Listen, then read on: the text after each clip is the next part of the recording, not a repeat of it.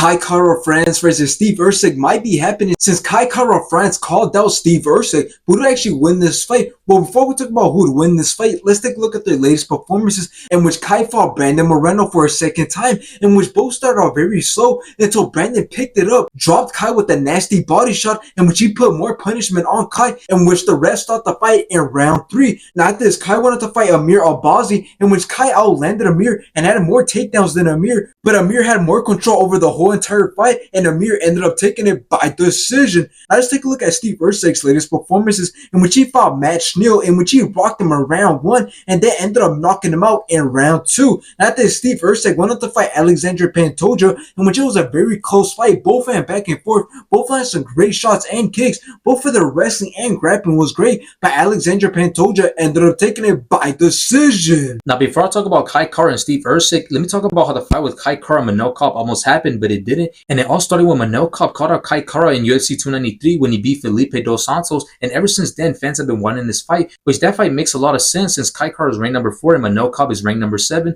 but the reason it's no longer happening is because Manel Kape is already booked to be fighting Muhammad Mokaev, who's ranked number 6. So now that Kai Kara caught out Steve Erceg for UFC 305 in Australia, which is where both men are from, I truly believe that this fight is actually a way better fight, considering that Steve Erceg just showed his true potential against the champ Alexander Pantoja, which it was a very close fight, but it's obvious that Steve Erceg still has some work to do before he gets another title shot. But I think he did good enough to say that he will give Kai Kara a pretty good fight, especially when it comes to grappling. So let's talk about how the fight will go. Well, I truly believe that when it comes to grappling and taking top control and submitting one another, Steve Erceg outperforms Kai Kara pretty easily. The only way I see Kai Kara having a chance at winning this fight and saving his opportunity of getting a title shot against Alexander Pantoja is if he keeps the fight on his feet and tries to make something big happen, because if he doesn't, then I easily see Steve Erceg winning this fight.